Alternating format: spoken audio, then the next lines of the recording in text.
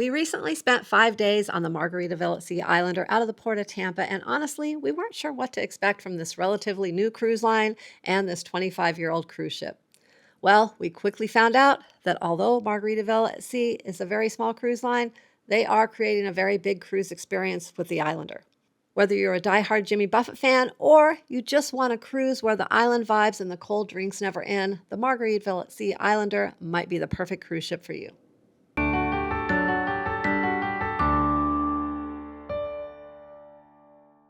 Hello everyone, we're Sharon and Jamie from Sharon at Sea Travel, and we are super excited today because we just boarded the Margaritaville at Sea Islander. We've been cruising for over 20 years, and this is our very first time cruising on Margaritaville at Sea. We would like to give a big thank you to Margaritaville at Sea for inviting us on the Islander for the next 5 days, and we plan to check out as much as possible. We are going to test the food, test the bars, test the entertainment, test the service, and most important, test the vibe, because that's where the fun is. So like Sharon said, yes, it is a hosted cruise for us, but it's very important that you know this, whether you followed us before or if it's your first time ever seeing us. Everything we're going to tell you, all of our experiences, they are our own thoughts, our own impressions, our own opinions. That's why we're super excited about being here to share everything with you guys. So Sharon, listen, it's Embarkation Day. We're having a great time so far. We got to get to a sail away party. We do. All right, so we're going to catch up with you in a little bit later. Thanks a lot for joining us. And by the way, if you haven't done it yet, hey, hit the subscribe button and make sure you leave some comments. Have you been on Margaritaville at Sea? We appreciate you being here, and we're going to see you soon. We made our way out to the pool deck for our first ever sail away from Tampa on the Islander. The crew was entertaining the crowd, and we could tell that the crowd was ready to get the party started. This ship definitely has a theme, and that theme is all things Jimmy Buffett. I called it the pool deck, but it's actually the 5 o'clock somewhere deck. Getting into the elevator was the first indicator that the ship would be different. The deck names were all inspired by Jimmy Buffett. Overall, Embarkation Day was a great experience. Boarding the ship was quick and easy. As a matter of fact, we were on the ship by 10:30 a.m., which is the earliest I can ever remember boarding a ship. We had a great but quick lunch at the Mexican Cutie Cantina. We spent some time exploring the ship, although the layout was actually very familiar to us because when the ship was originally built back in 1999, that's right, 1999, it was designed with the same platform as 5 other ships. These ships were known as Spirit-class ships. We've been cruising for many years and have cruised on a number of these Spirit-class ships, and it's a unique design that we really like. Our breezy balcony cabin on Deck 8 was ready for us just before 1 p.m. The cabin design was familiar, but we really loved the decor. Later on the first night, we headed to the main dining room for our first dinner, and this was the official beginning of testing the food on board the Islander. I've got a very important tip. If you're planning to start a diet anytime soon, do not do it before you get on this cruise ship because you're going to want to enjoy all the great food that they have. Whether it's the main dining room, Cheeseburger in Paradise, Frank and Lola's Pizza, or any other place on the ship, we found dining to be pretty darn good. Now let's start with the dining rooms on Islander. On Deck 2 in the aft of the ship is the Finn's dining room. This is the main dining room open to all guests and has open dining, meaning there are no set dining times. On Deck 3, just above Finn's, is the Islander dining room, which is a little more formal. Islander is open to guests with suites and those that have purchased the dining package and offers the same menu as Finn's, but with a few additional menu items to choose from. Also, for a slight upcharge, any guest that wants to eat in the Islander dining room can do so with access to the Finn's menu. We had the chance to eat in both dining rooms on our cruise, and we have to say that we had some of the best food and service that we've had on any cruise we've taken. We felt like the menus each night were somewhat simple but very unique, and the food was always prepared well with great presentation. If there was any downside at all, I'd say that if you're strictly a meat and baked potato kind of person, you might find yourself having to try some new things, but here is a tip. If you don't see a dessert you like, because the desserts are fairly limited, order the banana split from the kids menu. You'll thank me later. We honestly did not expect our main dining room experience to be this good. We also had breakfast in the main dining room one morning, and that was a great experience as well. Sometimes it's nice to have a cook to order breakfast on a cruise, and just like at dinner, the food and service was awesome. In fact, I had the best Eggs Benedict I've ever had. I'm not kidding about that, and Sharon said the bacon was cooked perfectly. The great food went beyond the dining rooms. Deck 9, the pool deck, also had 3 more included dining options, which are Frank and Lola's Pizza, Mexican Cutie Cantina, and Cheeseburger in Paradise. The pizza at Frank and Lola's was very good. The Mexican Cutie Cantina offers breakfast burritos in the morning and lunch tacos or bowls for the rest of the afternoon. We ate there a few times, and the beef, pork, and chicken were fresh and delicious, and they had all of the toppings to make the perfect tacos. Now let's talk about one of our biggest surprises. We found a cheeseburger that rivals a certain burger made by a certain guy on another cruise line. That cheeseburger in Paradise was fantastic. A great burger, great fresh bun, great seasoned fries, and great toppings available. We had a few of these cheeseburgers and they were consistently hot, fresh, and juicy. And we can say without a doubt that when we ate them, we were most definitely in paradise. Dare we say, this just might be the best burger in cruising. We also tested the Port of Indecision buffet a few times. Although the selections were a bit limited compared to some newer cruise ships out there were still plenty to choose from, and the quality of the food was very good. Everything was well maintained, kept clean, and the food was hot and fresh. Finally, as far as included treats, we can't leave out the ice cream. There was always someone serving the ice cream at the 2 machines on either side of the pool deck. They offered vanilla, chocolate, and swirl, and it was creamy and delicious every time. Yes, we enjoyed a few ice cream cones on our cruise. There were a few food options you could enjoy for an upcharge. The adults-only area in the after Deck 9 had Island Eats and the Tiki Grill, and there was the Far Side of the World on Deck 2 that offered a sushi menu, and up on Deck 10 above the buffet was the JWB Steakhouse. I enjoyed a lobster roll from Island Eats, and Sharon had to check out the salted margarita pie from the Tiki Grill, and they were both very tasty. Now, you'd be hard-pressed to go anywhere on the ship and not find a quick cocktail, whether you're here for just the margaritas with Margaritaville, or you like a cold beer, maybe something frothy, maybe a food drink. Anything you want is going to be within arm's length. There's so many different bars and lounges here to choose from. It was kind of difficult at times, wasn't it? It was. Yes, it can be difficult to decide which bar to go to when it's time to enjoy your next drink on the Islander.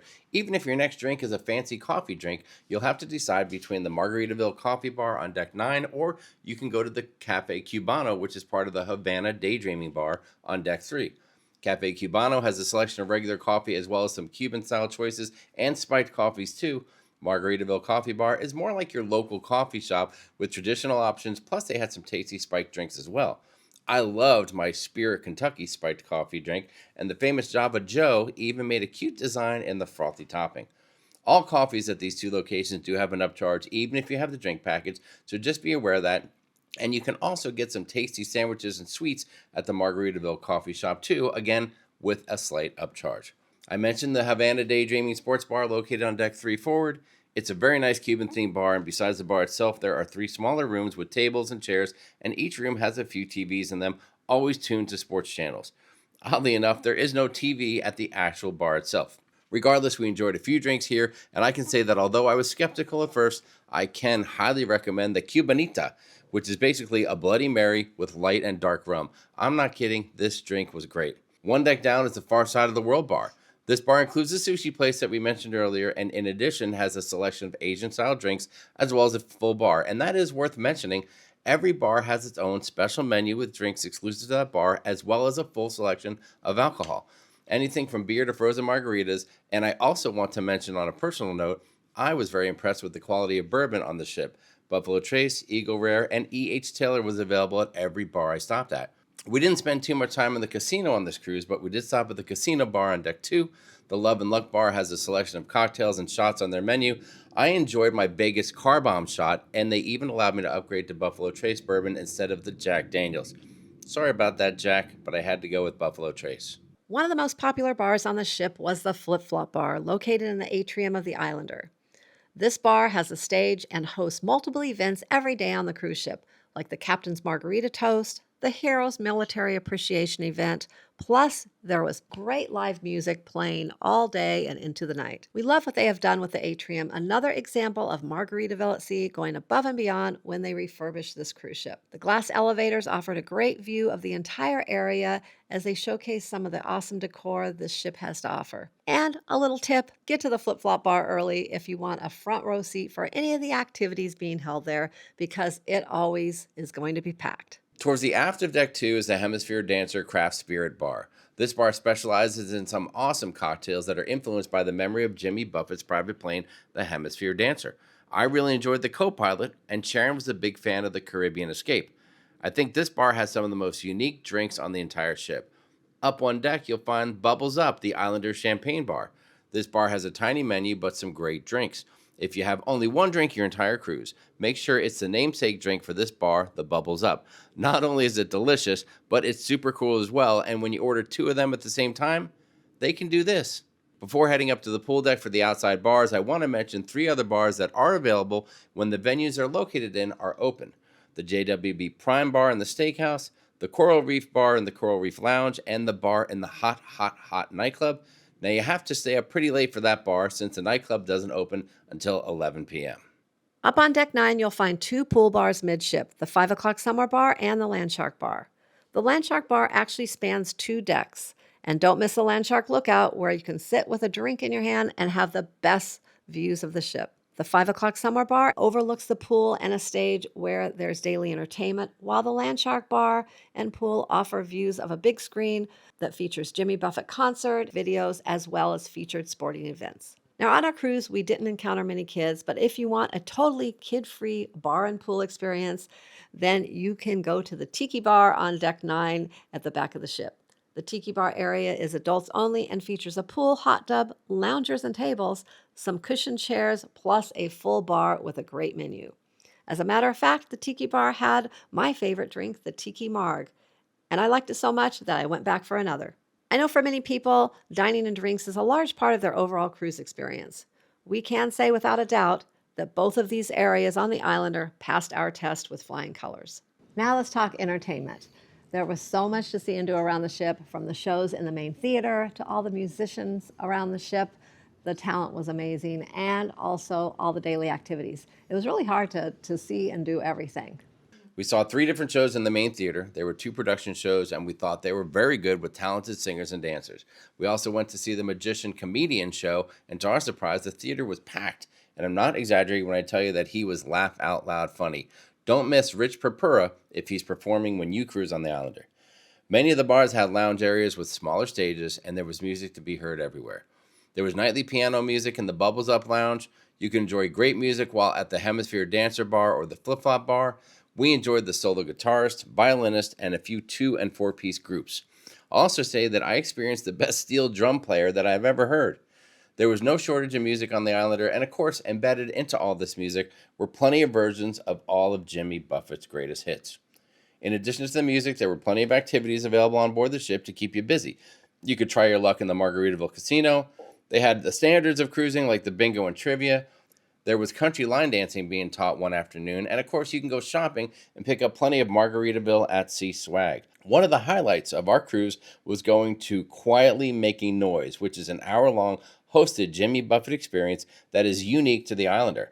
Some people call it the speakeasy because there are some delicious drinks included, and it's in kind of a private room. Here we heard some great stories about Jimmy Buffett, listened to some awesome music, and viewed some amazing Buffett memorabilia. If you're a Jimmy Buffett fan, make sure to secure a spot for this on day 1 of your cruise, either at the concierge desk or guest services. Although this venue does not allow video, you can take photos like the ones that we've shown here. Although Margaritaville at Sea does not have an official app like many other cruise lines, every evening you will get the next day's daily planner in your cabin so you can check out everything going on around the ship and highlight all of your favorites. You can also connect to the ship's Wi-Fi, not only to access your internet plan if you purchased one, but you can scan the QR code located in your cabin and also on your ship card, and it will show you the daily planner on your phone, and you will also be able to download it as well.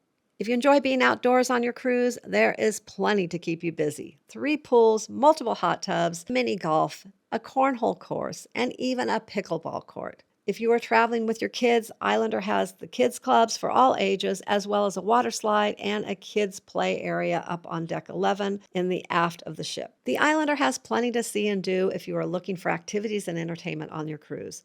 But don't worry, if you just want to hang out and chill, there are plenty of places to do that as well, like the Jimmy Buffett Highway on deck 3 forward. One thing that can really make or break your cruise is the service. And there was no shortage of service on this cruise, let me tell you. We mentioned we've been cruising for over 20 years, and in that time we've experienced many levels of service on multiple cruise lines. It's the simple things that can make a big difference, and in our opinion, good service is a sign of a happy crew member. We found happy crew members all over this cruise ship. Our cabin steward was one of our best ever. We saw Roman multiple times a day, and every time he engaged with us and asked us how our day was and if there was anything else that we needed. We were also surprised to receive twice-a-day cabin service because on most cruise lines, that is a thing of the past. We mentioned that we ate in the main dining room every night, and we had different servers every time. And every night we had great attentive service, again from smiling and engaging crew members, and the fact that we really enjoyed every meal just made the experience that much better. We found the same great service at the bars, with some bartenders even remembering us by name. Crew members in the halls made eye contact and said hello. Overall, we found the service on the Islander to be way above our expectations. And lastly, let's talk about the vibe around the ship. And let's start right here in our cabin. So there is so much unique decor in the cabin that really kind of sets the tone and the vibe, starting with the compass on our wall, to the island pillows on the sofa, the edge of paradise table here, and the painted flip-flops up on our mirror. There's so much decor and pictures on the wall. There's a parrot for the parrot heads and some island decor. And there's even verbiage up on the top of the wall here, licensed to chill, and I believe I will. And we have a Margaritaville ice bucket as well. So there is so much detail all around the ship with all the decor, which really, really sets a great vibe for this cruise. Another thing that I think is a really big part of the vibe is the people. And I don't mean just the people working here. I mean the people that are passengers as well.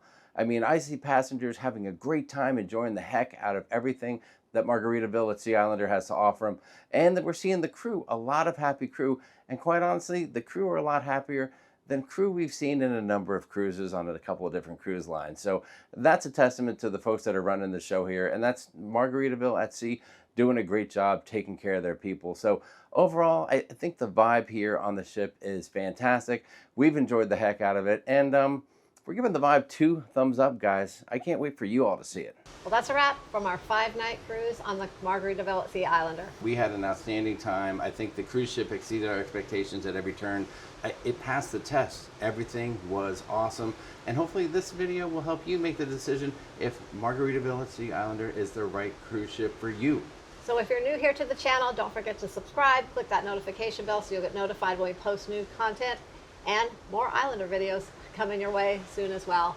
Thanks for watching, and we will see you in the next video. So now it's time to celebrate. Here's to another good cruise. Cheers.